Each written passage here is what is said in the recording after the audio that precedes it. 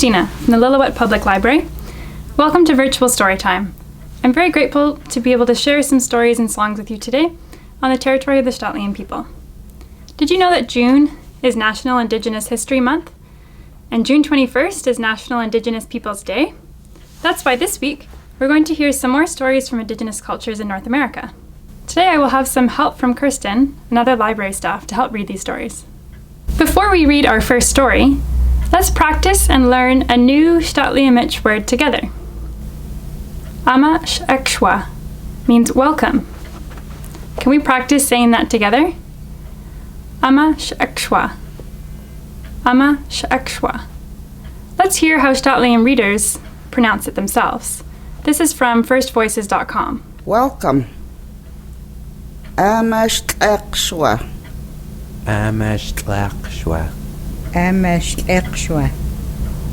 Let's integrate Ama sh'ekshwa into our hello song from last week. It's good to see my friends here today, and I'd like to say hello in a special way. Can you say Ama sh'ekshwa? Can you say Ama sh'ekshwa? Means welcome. Hello, my friends. Hello, my friends. Hello. Did you know that you can learn St'át'imc words or phrases on firstvoices.com? They even have games to help you learn. So the first story that I'm going to read is a traditional St'át'imc creation story, and it's written in a book called Our Stories Are Written in the Land, A Brief History of the Upper St'át'imc, written by Trevor Smith. So I'm going to read a little bit of introduction first, but in the Facebook post for this video is a PDF that has some images like this that you can download. So if you want to color as you listen, you could print them off and color these pictures, which are to accompany the story that we're going to read. Like all peoples around the world, the Upper St'át'imc have stories of the creation of the world and the origins of the people who came to live in it.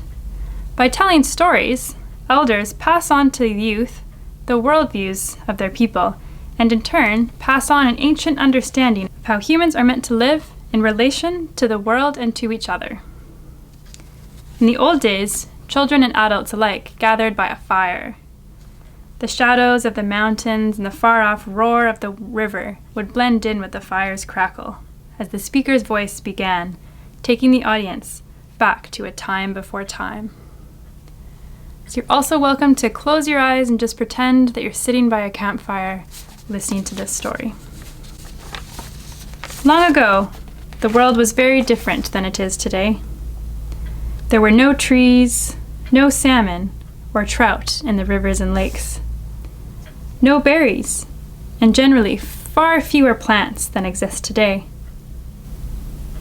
There were no animals or humans as we know them today. But animal people were settled throughout the world. They inhabited a world full of mysteries and many magical beings, some of whom were good, others evil. The old man, who lived apart from the world, wanted to make it a better place by putting it to rights. To accomplish this task, he sent several helpers to transform the world to make it for humans to live in. One transformer was Coyote, who traveled from the lands east of the Fraser River. 6 other transformers, 4 young black bear brothers, their sister, and Mink, paddled in a canoe up the Fraser from the coast, battling with evil beings and changing the landscape in ways they believed were for the better. They showed women how to deliver their children, and they showed men how to catch and cook fish. These transformers traveled through the lower Lillooet lakes and lower St'át'imc territory up to Birkin, the southwestern point of the Upper St'át'imc. Here the transformers stopped and announced that the Upper and Lower St'át'imc were to visit and trade together, marking the point between the two peoples with a footprint that can be seen to this day. Some saw that the Transformers carried on to Seton Lake and Shucklewash, changing a chief at Seton Lake into a rock, and clearing a pass between Seton Lake and where the town of Lillooet is today. At that point, they met up with Coyote, who arrived east of the Fraser River. He told them that he had already set things right in the rest of the country and that there was nothing left to do. The Transformers then left for the coast. And the second part of the story is called Old Man. After the Transformers had done their work and most had left the world, Old Man came to the earth and met with his helper, Coyote. Old Man said to Coyote, "Your work has been completed, and I bid you retreat from the world until I ask you again to return." So Coyote withdrew to a remote part of the world where some people have described as a house of ice. So maybe he went north. In spite of Helper's work, Old Man could see that evil remained in the world, and this would pose great dangers to the coming people. Thus, Old Man himself traveled the world, changing all the bad people into rocks, animals, and birds. The good people, from whom all the Uklumu, or people of the land, are said to be descended, were then settled in their respective territories throughout the world by Old Man. This spelled the end of an era of Transformers and established the shape of the world in which the Uklumu, the people of the land, lived until the coming of the Europeans. It is said that Old Man and Coyote will return to the world again someday to help all the Uklumu. And that's a creation story, a Statlium creation story. In the book, Our Stories Are Written in the Land. Hi, I'm Kirstyn Isaac. I am the summer reading program coordinator this year, so you guys will probably be seeing from me a bit more this summer. I'm going to be reading How Chipmunk Got His Stripes by Joseph Bruchac and James Bruchac, and pictures by Jose Arugo and Ariane Dewey, published by Puffin Books. This is a Cherokee tale, one of the indigenous cultures of the southeastern woodlands of the United States. One autumn day long ago, Bear was out walking. As he walked, he began to brag. "I am Bear. I am the biggest of all the animals. Yes, I am. I am Bear. I am the strongest of all the animals. Yes, I am. I am Bear. I am the loudest of all the animals. Yes, I am. I am Bear. I am Bear. I can do anything. Yes, I can." As soon as Bear said those words, a little voice spoke up from the ground. "Can you really do anything?" Bear looked down. He saw a little brown squirrel standing on his hind legs. "Can you really do anything?" Brown Squirrel asked again. Bear stood up very tall. "I am Bear. I can do anything. Yes, I can." "Can you tell the sun not to rise tomorrow morning?" Brown Squirrel asked. "I have never tried that before, but I am Bear. I can do that. Yes, I can." Bear turned west to face the sun. It's the time when the sun always goes down. Bear stood up to his full height and spoke in a loud voice. "Sun, do not come up tomorrow." At his words, the sun began to disappear behind the hills. "You see," Bear said, "Sun is afraid of me. He is running away." "But will the sun come up tomorrow?" Brown Squirrel asked. "No," Bear answered. "The sun will not come up." Then Bear turned to face the east, the direction where the sun always used to come up. He sat down. Little Brown Squirrel sat down beside him. All that night they did not sleep. All that night, Bear kept saying these words. "The sun will not come up, humph. The sun will not come up, humph." But as the night went on, Little Brown Squirrel began to say something too. He said these words. "The sun is going to rise, oh. The sun is going to rise, oh." All through the night they sat there, One by one, other animals gathered around them. Fox and wolf, deer and moose, rabbit and porcupine, hawk and owl, otter and beaver, frog and turtle, and even little mice came. They wanted to see who would be right, bear or brown squirrel. This is what the other animals heard. The sun will not come up, humph. The sun is going to rise, oh. The sun will not come up, humph. The sun is going to rise, oh. Finally, it was just before dawn, the time when the sun always used to come up. Look, said Turtle. A little bit of red is starting to show. Yes, said Owl. I believe the sun will rise today. Bear only chanted louder. The sun will not come up, humph. But right next to him, Little Brown Squirrel piped up. The sun is going to rise, oh. And then the sun came up. The birds sang their welcoming songs. The bright light of the new day spread over the land. Everyone was happy, except for one animal. That animal was Bear. He sat there with his head down and a grumpy look on his face. The happiest animal of all was Little Brown Squirrel.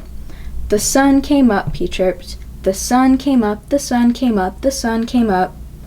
Brown Squirrel was so happy he forgot what his wise old grandmother had told him when he was very young. Brown Squirrel, his grandmother had said, it is good to be right about something, but when someone else is wrong, it is not a good idea to tease him. Now Little Brown Squirrel began to tease Bear. Bear is foolish, the sun came up. Bear is silly, the sun came up. Bear is stupid, the sun... Whomp! Bear's big paw came down on Little Squirrel, pinning him to the ground. Bear leaned over and opened his huge mouth. Yes, Bear growled, the sun did come up. Yes, I do look foolish, but you will not live to see another sunrise. You will not ever tease anyone else again, because I, Bear, am going to eat you. Brown Squirrel thought fast. You are right to eat me, he said. I was wrong to tease you. I would like to say I'm sorry before you eat me. But you are pressing down on me so hard that I cannot say anything. I cannot say anything at all. I cannot even breathe. If you would lift up your paw just a little bit, then I could take a deep breath and apologize before you eat me. That is a good idea, Bear said. I would like to hear you apologize before I eat you. So Bear lifted his paw, but instead of apologizing, Brown Squirrel ran. He ran as fast as he could toward a pile of stones and a nice warm burrow deep underground. Little Brown Squirrel's grandmother stood there in the door waiting for him. Hurry, Brown Squirrel, she called. Hurry, hurry! Little Brown Squirrel dove for the door to his home, but Bear was faster than he looked. He grabbed for Little Brown Squirrel with his big paw. Bear's long, sharp claws scratched down Squirrel's back from the top of his head to the tip of his tail.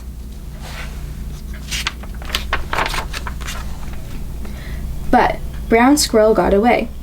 Deep down in his burrow, where Bear couldn't get him, Brown Squirrel curled up next to his grandmother and slept all winter, while those scratches on his back healed.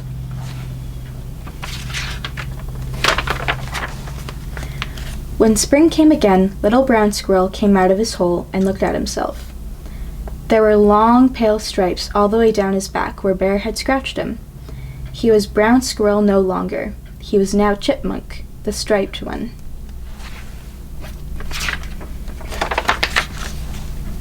That is how Chipmunk got his stripes. Ever since then, Chipmunk has been the first animal to get up every morning. As the sun rises, he scoots to the top of the tallest tree to sing his song. The sun came up, the sun came up, the sun came up, the sun came up.